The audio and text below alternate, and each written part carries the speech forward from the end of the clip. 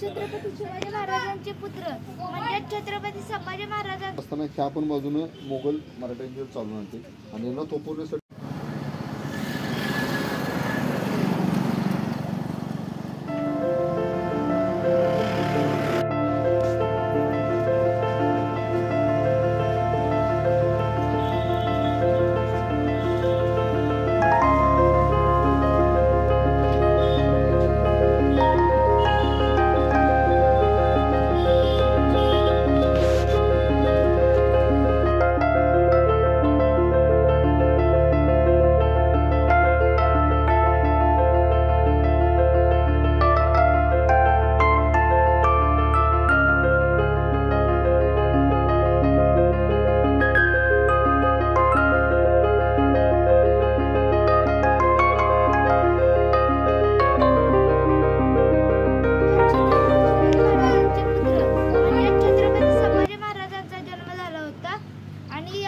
किल्ल्यावर जाताना पहिला दरवाजा लागतो तो म्हणजे हा आणि या दरवाज्यातून आत गेल्यावर आपल्याला लागतो तोफखाना म्हणजे काय तर तोफा तयार करण्याचा कारखाना आणि तोफांचे मटेरियल ते ठेवले होते आणि पुढे गेल्यावर आपल्याला लागतं धान्य कोठार म्हणजे काय तर धान्य साठवण्याची जागा आणि तिथे जो आपल्याला दिसतो तो सेंद्रिय बुरुज हा पुरंदर किल्ल्याचा मेन बुरुज होता आणि तो 5-6 वेळा बांधला गेला पण कोसळत होता.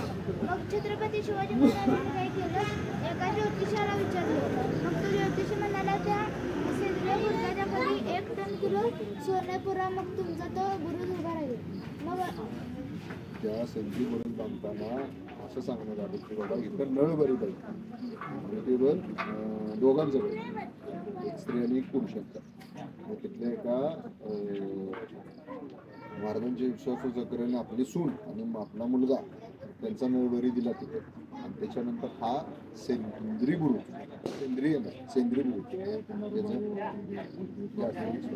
त्यावेळी दिवसाचे त्यावेळी तो प्रकार होता.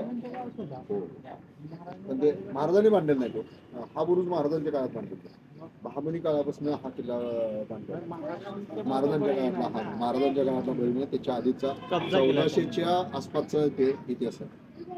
1400च्या आसपास महाराज नळबळी काय सती प्रथा सुद्धा चालू ठेवत नाही. नळबळी महाराजांच्या काळातला नव्हता.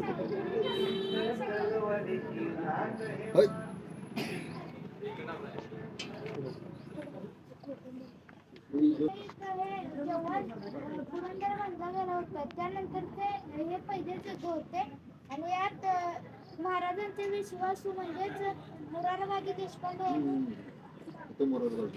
हे गोदाजी जगतापांचं मराठ्यांसाठी झालेलं पहिलं युद्ध पुरंदरसाठी जे झालं हे गोदाजी जगताप आणि गोदाजी जगताप इतक्या ताकदवर होते की तलवारीचा घाव जर डोक्यात बसला तर माणूस खालीपर्यंत उभा चेरला जायचा. एवढ्या ताकदवान माणसानं केलेले हे मराठ्यांसाठी पुरंदरचं पहिलं युद्ध गोदाजी जगताप हे सार झालं. राज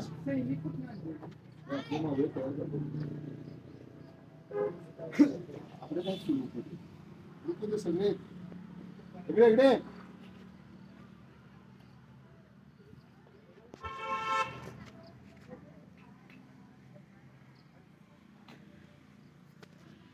राजा चाटच नाही आणि ही जी छोटी छोटी घरं आहेत ती रामुशांची घरं आहेत. म्हणजे जर वर्ण आदेश आला जागते रहो तर खालनंही त्यांना विरुद्ध उत्तर द्यायला लागायचं. जर विरुद्ध उत्तर दिले तर हे रामोशे गडाची व्यवस्थित देखरेख करतात. जर विरुद्ध उत्तर दिलं नाही तर यांचा कडोलट केला जायचा किंवा फाशी दिली जायची. आणि इथे जे आहे ते कारागृह जेल आणि कारागृह जेलमध्ये सावकारकी ह्या गडाच्या ह्या भागाला जो डोंगरावर आहे मुख्य गड सोडून डोंगरावर आहे त्याला मेटे म्हटलं जातं आणि त्या मेट्यावरच्या लोकांचं काम काय गडाची टेहळणी करायला नवीन व्यक्ती कोण आला तर त्या टेहळणी करणाऱ्या व्यक्तीकडे लक्ष द्यायचं आणि हा मेसेज महाराजांच्यापर्यंत द्यायचा. आणि या टप्प्यात याचं काम कसं असायचं वरच्या बुरुजाच्या तटबंदीवरून जर सांगितलं हा टप्पा जागते राहू किंवा पहारा व्यवस्थित द्या हा मेसेज इथे यायचा आणि इथला मेसेज इथवर यायचा आणि हे एकमेकाला कनेक्टेड असायचं. त्यामुळं ही यंत्रणा या साईडची सुरक्षा व्यवस्था ही चोख आहे ही लक्ष द्यायचं. आणि हा कोकण दरवाजा का म्हणतात हा मग गडाची दिशा कुठली आली गडाच्या पुरावा पहिल्या गडाच्या दिशा सांगायच्या. मूळचा गड कुठल्या दिशेत आहे आणि आपण कुठल्या दिशेत बसवतो.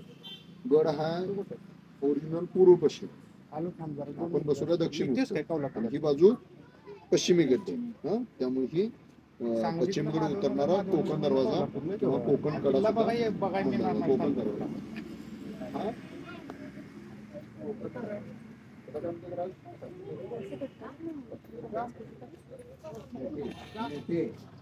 अलंगावरचा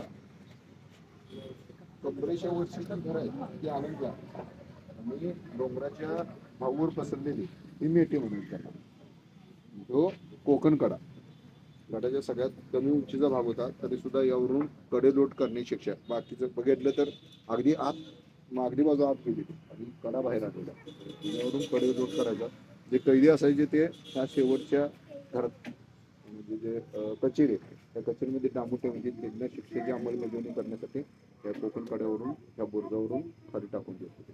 आता काय वापर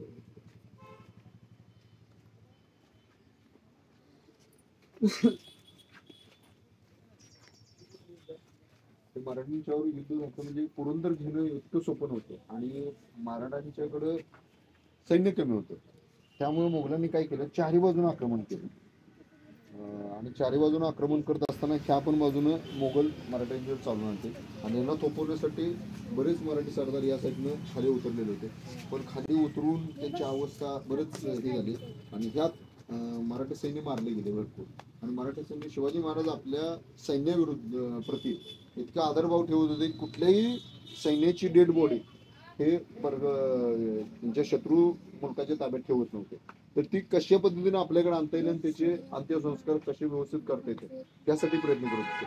तर दिवसभर आपले मुक्ती पडलेलं सैन्य, शिवाजी महाराजांचे सैन्य रात्री त्यांना उचलून घेऊन जात होते आणि ती प्रक्रिया करत असताना सुद्धा आपले बरेच सैन्य मारले गेलेले होते.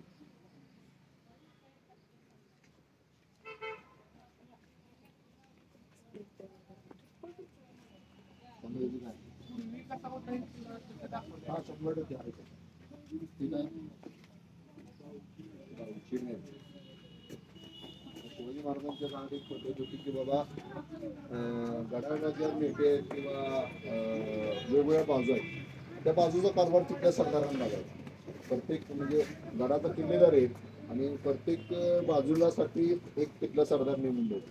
तर मी इथल्या लोकांच्या समस्या असतील किंवा काय इथल्या तक्रारी असतील किंवा इथल्या पाऱ्याची व्यवस्था, तर त्या मुख्य अधिकाऱ्यांनी बघत. ते मुख्य अधिकाऱ्याचा वाडा एक आहे, थोडे सबंदीची घर आहेत, दांडी कोठार आहेत, या पद्धतीने रचना हातचोड दिली.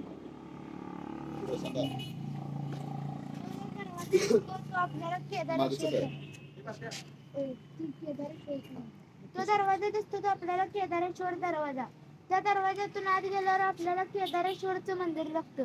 त्यामुळे त्या दरवाजाचं नाव केदारेश्वर दरवाजा असे पडले. केदारेश्वराची पूजा करण्यासाठी खास हा दरवाजा, कारण केदारेश्वरचा पुजारी होता तो या साईडचा होता आणि त्याला संपूर्ण गड फिरून परत मुख्य गडाचा दरवाजा त्या साईडला आहे. मग इकडून परत त्या साईडला डोंगर चढून जाणं आणि परत पूजेला येणं उतरणं हे शक्य नव्हतं. त्यावेळी परत हा दरवाजा तयार करून तटबंदी पाडून या गावात येण्याची सोय केली आणि आजही तिथले पुजारी केदारेश्वराची रोज नित्यपूजा करतात. हे राजगादी बालेकिल्ला गडाचा त्याच्या आत आहे. ते राजाराम महाराज, छत्रपती राजाराम महाराजांचा राहता वाडा, तो वाडा दाखवला. आणि मराठ्यांचा धगधगता अग्निकुंड ज्यांना आपण शंभूराजे म्हणून ओळखतो आणि शंभूराजांची जन्म ठिकाण ही कुठली वास्तव हे शंभूराजांचं जन्म ठिकाण. साहेबांच्या पोटी जे जन्माला आले ते शंभूराजे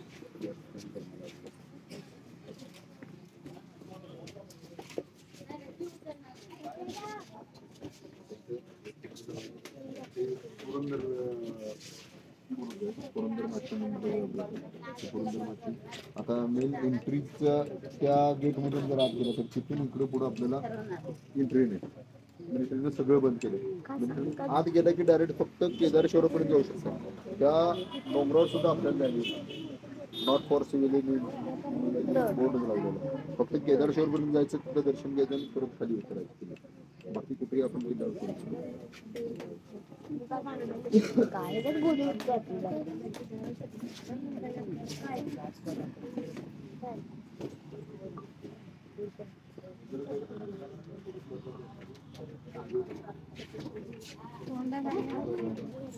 ही सगळी माची ही पद्मावती माची. पलीकडच्या कडेला एक संभाजी महाराजांची मूर्ती लागून जे तलाव दिसते त्या तलावाच्या बाजूचे जे मंदिर आहे ते पद्मावती मंदिर आहे. पद्मावती माची त्यावरून याला नाव पडलं पद्मावती.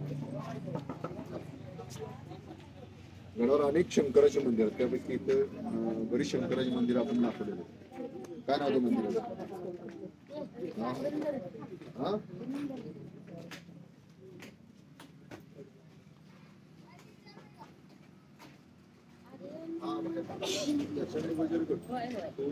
घेण्यासाठी नक्की प्रयत्न करतात. नक्की पाहणार कसं असं का म्हणतो जातं की यावरून तोफा चढवून इथून तोफांचा मारा पुरंदरावर करायचा आणि पुरंदराचे बुरुज घासळल्यानंतर पुरंदरमध्ये एंट्री करायची. यासाठी वज्रगड ताब्यात असणं महत्वाचं होतं आणि वज्रगड यासाठी पहिला हल्ला व्हायचा तो वज्रगडावर व्हायचा आणि वज्रगड इकडं पडला की पुरंदर सहजासहजी हातात येणार ते म्हणतो.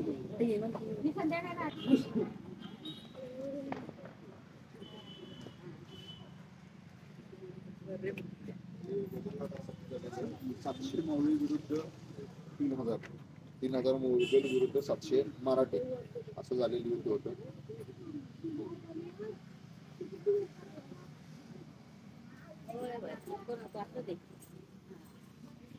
त्या काळी एक समाजाचे जास्त योगदान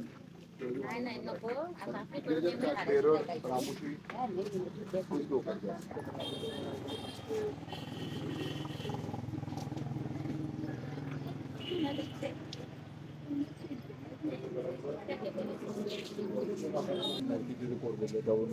दरवाजा नाव पडलं. त्याच्या मागला तिसरा दरवाजा आहे तो ढोल दरवाजा किंवा निशाण दरवाजा म्हटलं जातं. हा बुरुज बघितलं निशाण लावलेला त्यावरून त्याचं नाव ढोल दरवाजा किंवा निशाण दरवाजा असं पडलं होतं. आतल्या बाजूला वेगवेगळे अधिकारी यांच्या वसाहती दाखवलेले आहेत. पलीकडच्या बाजूला धान्य कोठार आहेत. बालेकिल्ला जरी पडला तरी त्या धान्य कोठारात इतकं धान्य असायचं की बाबा खालचा किल्ला पडल्यानंतर बाले किल्ला अशी 6-6 महिने 8-8 महिने झुलवून ठेवू शकत होते. त्या पद्धतीने त्या गडावर तेवढी रसद तयार असायची त्या धान्य कोठारात.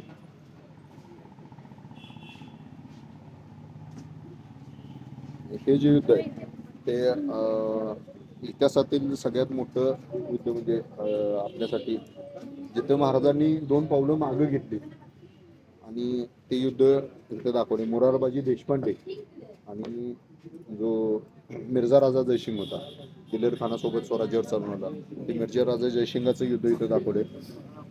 मोरारबाजी देशपांडेंच्या छातीत 3 बाण घुसले त्यावेळी मोरारबाजीने देह ठेवला.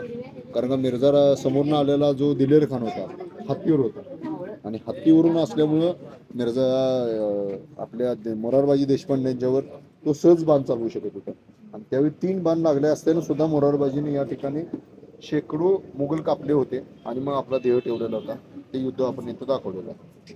आणि ह्याच वेळी मराठ्यांची जास्त हानी होते हे लक्षात आल्यावर शिवाजी महाराजांनी एक मिर्झा राजांच्या बरोबर तह केला. तो पुरंदरचा ऐतिहासिक तह. त्यात तुंग, विसापूर, मंडणगड, रोहिडा, पुरंदर, हेरा, वज्रगड असे 23 किल्ले त्यात कोंढाणा पण होता. 23 किल्ले या पुरंदरच्या तहात महाराजांनी दिलेले होते आणि त्याबरोबर सोबत 84 लक्ष होण्याचा प्रदेश सुद्धा कर म्हणून त्या आदिलशहाला दिलेला होता. आणि शिवाजी महाराजांनी त्यानंतर जबर धक्का बसला की बाबा हे 23 किल्ले फुकट गेले. तर शिवाजी महाराजांनी हे परत 23 किल्ले त्याच्यापेक्षा जास्त प्रदेश शिवाजी महाराजांनी काबीज केलेला होता.